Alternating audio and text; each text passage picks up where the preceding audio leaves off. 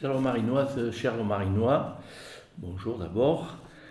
La situation sanitaire dans laquelle nous nous trouvons ne nous permet pas de tenir en lieu et place les traditionnels vœux du maire et de son conseil. Cet instant si attendu, si précieux, si enjoué, si convivial et fraternel, nous est volé par cette fichue Covid-19. Votre conseil et moi-même avons donc décidé de ne pas nous laisser faire et d'être imaginatifs en trouvant une autre solution, nous permettant de conserver un minimum de lien entre tous. Ce sont donc les nouvelles technologies qui vont prendre le relais afin de pallier à cette situation inédite et inattendue. Donc nous allons maintenant aborder la question des finances. Les finances d'une commune sont approuvées par le conseil municipal, ordonnées par le maire et vérifiées en permanence par le comptable public qui fait office de trésorier de la collectivité.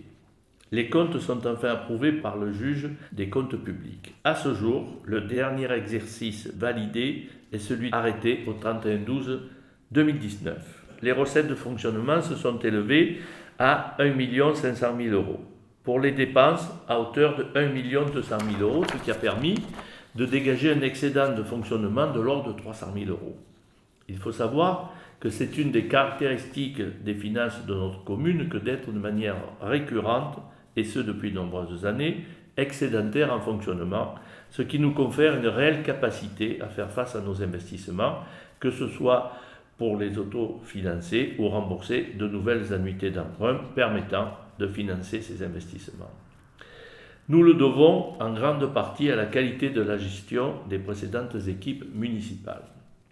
L'encours de la dette de la commune s'est élevé à 829 000 euros au 31/12/2019, dont 329 000 euros échus en 2020 et 2021 et 500 euros souscrits en 2019, échéance 2029, pour la rénovation et la modernisation de l'éclairage public. La dette par habitant est de 733 euros, légèrement supérieure à celle des communes de notre taille qui est de 612 euros, mais comme nous venons de le voir, notre capacité à pouvoir y faire face est avérée. Il est à noter que notre programme d'investissement en cours de ce mandat prévoit la souscription de nouveaux emprunts à compter de 2022, afin de financer certains investissements pour les projets structurants prévus ou à prévoir. Néanmoins, l'érosion des dotations de l'État, notamment, nous conduit à demeurer plus que jamais vigilants et prévoyants sur la gestion des finances dans les années à venir et à faire preuve de beaucoup d'anticipation. Finances et économie étant étroitement liées, la partie économique, je vais vous parler entre autres du marché du vendredi de Lourmarin, si célèbre. Un redémarrage tardif, mais avec de nouvelles dispositions. Agrandissement de l'empreinte du marché, élargissement des allées de circulation, réduction du nombre de forains, divers aménagements électriques pour plus de sécurité, collaboration avec une société de gardiennage, coopération étroite entre un grand nombre de forains. Voilà tout ce qui a été engagé et qui nous a permis d'installer le nouveau marché. Reste encore quelques aménagements pour disposer d'un marché qualitatif et attrayant. Nous traiterons ça durant l'année 2021. Nous terminerons par une informatisation de la gestion du domaine public et de son administration. Tu sais, dans le quartier, on est un quartier nord, mais on rigole bien. Hein. Ah, voilà. Notre garde chérie, ça c'est Oui, bon. voilà, je suis ravi de pouvoir vous présenter notre nouveau garde, Ah, ouais. Alain Galouz. Voilà. Il a deux Bienvenue sur la commune. Ouais, ouais. Merci, monsieur le maire. À noter qu'il s'occupe très bien du Très, très marché. bien. Puis il a deux chéris, Simone et moi. Ah, Oh bon. là là. Jean-Pierre, il va aller regarder si c'est bien fait le lavoir. Enfin, il faut un boulot là-dedans. Tu verras Ouais, les photos. Oui. Donc Colette, merci de me parler du lavoir. Je sais que tu suis de très près ces travaux puisque tu es aux premières loges, puisque tu habites juste à côté. Et bien donc, effectivement, ces travaux du lavoir, ça me donne l'occasion de vous présenter Joël et Marie-Claire, qui sont les chevrilles ouvrières du service de l'urbanisme de la commune et qui suivent ça de très près. Alors, cette réhabilitation de ce lavoir nous a pris beaucoup de temps puisque les premières demandes, les premières instructions ont eu lieu fin 2018. Et donc, les travaux finiront probablement par s'achever d'ici le mois de mars. Alors, puisqu'on parle de travaux, c'est toujours un chapitre très important dans une commune. Je vais maintenant vous le détailler un peu plus. Le programme des travaux a été ralenti par la force des choses, mais sans jamais s'interrompre sur de longues périodes. Merci une fois de plus à Joël et Marie-Claire pour leur vigilance et leur ténacité. Je vous renvoie à l'écho de la Combe de décembre où vous trouverez tous les détails utiles en la matière. De nouveaux aménagements permettent de préparer au mieux le village pour la prochaine saison estivale, mais aussi pour améliorer notre vie de tous les jours. Enfin, un programme de plantation important a vu le jour, améliorant ainsi le fleurissement du village. En complément, un programme de taille et d'élagage de nos grands arbres est en cours. Le tout sous la surveillance d'Isabelle Brousset, adjointe, et surtout main verte de notre équipe. Merci à elle, merci à Isabelle pour ton implication et ta passion pour ce sujet. Un bémol tout de même pour l'avancement de nos grands projets de construction et d'aménagement. Le projet du hameau des Amandiers, à côté du camping, est ralenti d'au moins une année par un recours au tribunal administratif déposé par un opposant. De même, pour le projet de construction d'une douzaine de logements sur le terrain Bernard, stoppé par un autre opposant au tribunal administratif. Décidément, il n'est pas facile de construire à Lourmarin. Ceci étant, notre PLU est solide, nous restons donc confiants pour l'avenir. L'avenir, parlons-en. La population du village diminue d'année en année. En 5 années, de 2015 à 2018, nous avons perdu environ 12% de la population. La commune est passée de 1188 habitants en 2015 à 1065 en 2018. Attention donc à cette érosion. C'est la raison pour laquelle il nous faut retrouver une capacité de logement pour toutes les catégories sociales. Je termine sur le thème des parkings. Talon d'Achille du village, et bien là également, nous sommes bloqués par des négociations complexes et difficiles avec les propriétaires des espaces réservés dans le PLU. J'espère cependant que l'année 2020 sera plus productive et nous permette ainsi un démarrage concret avec au moins un parking supplémentaire.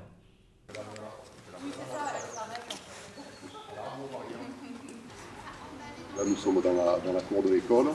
Il est nécessaire donc de refaire le mur de soutènement de l'école qui sépare l'école du chemin des écoliers qui est en dessous. Le mur de soutènement avec les intempéries c'est un petit peu affaissé. Et on va également en profiter pour refaire le préau qui est derrière moi là. L'école cette année, c'est beaucoup de bonnes nouvelles. C'est une classe qui a réouvert. C'est une équipe enseignante complètement renouvelée et avec un dynamisme et une ambiance qui sont vraiment très très appréciées. C'est une association des parents d'élèves très dynamique, comme l'année dernière, mais vraiment qui propose beaucoup de choses et qui font beaucoup de choses. Et des travaux bientôt qui seront faits avec un préau tout neuf, un mur tout neuf, une cour toute neuve. Donc beaucoup de motifs de se réjouir pour l'école cette année. Je fais maintenant la transition sur la vie associative. Poumon du village, apprécié du plus grand nombre, mais malgré une journée des associations début septembre qui a tenu toutes ses promesses, là aussi, il nous faut ranger notre frein. C'est ainsi que toutes les intentions, projets et activités n'ont pas pu se développer normalement. Mais soyez bien rassurés, dès que la reprise sera effective, toutes les énergies vont se mettre en route, ça j'en suis sûr. En toutes circonstances, merci aux présidentes et présidents ainsi qu'à leurs membres pour leur engagement et dévouement. La vie du village se déroule également, pour une bonne part maintenant, à la fruitière numérique.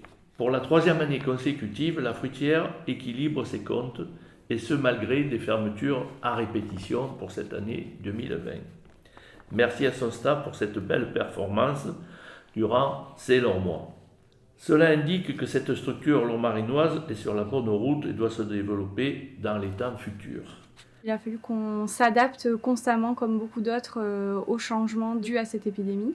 Beaucoup d'événements annulés, mais quand même le maintien des grands rendez-vous annuels à la fruitière numérique, Beaucoup de projets au lab qui ont pu continuer d'être accompagnés avec de très belles réalisations. Pendant le premier confinement, on a participé à l'élan de solidarité nationale autour de la création de matériel de protection pour les soignants. On a fabriqué environ 4000 visières et on est très fiers d'avoir pu participer à cet élan de solidarité. Dans nos projets, on a vraiment l'idée de créer une programmation culturelle à la fruitière numérique pour nous permettre de tous nous retrouver autour d'événements assez variés et surtout de soutenir le secteur culturel et artistique qui a beaucoup souffert de cette crise. Le coworking et le cyberespace restent ouverts avec des mesures barrières assez strictes, mais on fait tout pour qu'on puisse rester ouvert sur 2021 pour continuer de vous accueillir dans les meilleures conditions et maintenir un accompagnement sur ces deux activités. La fruitière, un lieu où il y a souvent de nombreuses rencontres, de nombreuses réunions. Mais il nous a fallu revoir la manière de se réunir. Les rencontres, réunions, assemblées générales, etc. sont aujourd'hui très encadrées. Merci donc de demander en mairie quelles sont les possibilités avant de programmer quoi que ce soit pour éviter de se mettre en situation illégale.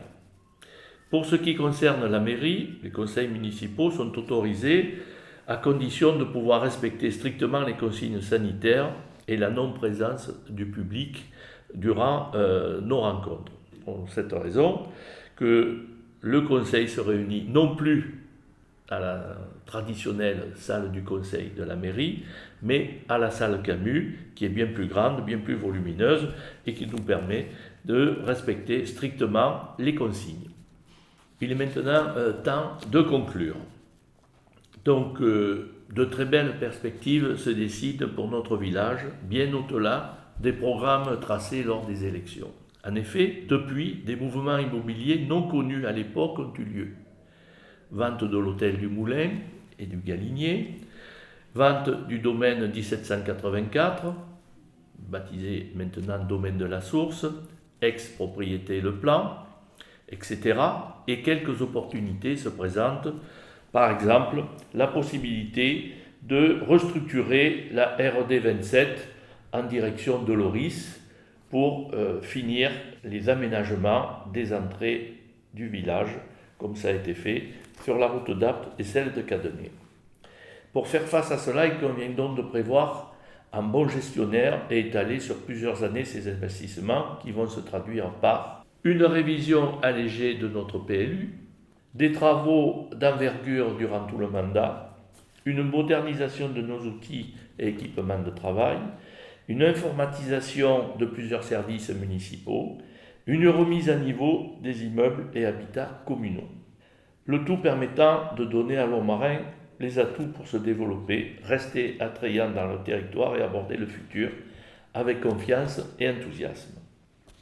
Enfin, quelques mots pour celles et ceux qui ne me connaissent pas ou peu. Je dirais quelques principes et valeurs qui me sont chers. Privilégier la qualité avant toute autre considération. J'aime le travail bien fait et du premier coup. Le rangement, l'ordre et la propreté comme règle de vie. Faire plus et mieux avec moins, c'est notre challenge. Et enfin, respecter l'autre pour l'être à son tour. J'en viens maintenant aux remerciements. En mon nom et celui du conseil municipal, j'adresse mes plus vifs remerciements à l'ensemble du personnel communal, de la fruitière, des enseignants, des fournisseurs et prestataires qui œuvrent au quotidien pour vous servir et nous faciliter notre travail. Également, tous nos remerciements aux sapeurs-pompiers et à la gendarmerie de Cadenet, à nos conseillers départementaux et au président d'OD de notre agglomération et à toute son équipe. Je vous présente donc, Lourmarinoises et Lourmarinois, les meilleurs vœux possibles et imaginables pour l'année 2021 et surtout la santé. Merci pour votre attention. Prenez soin de vous.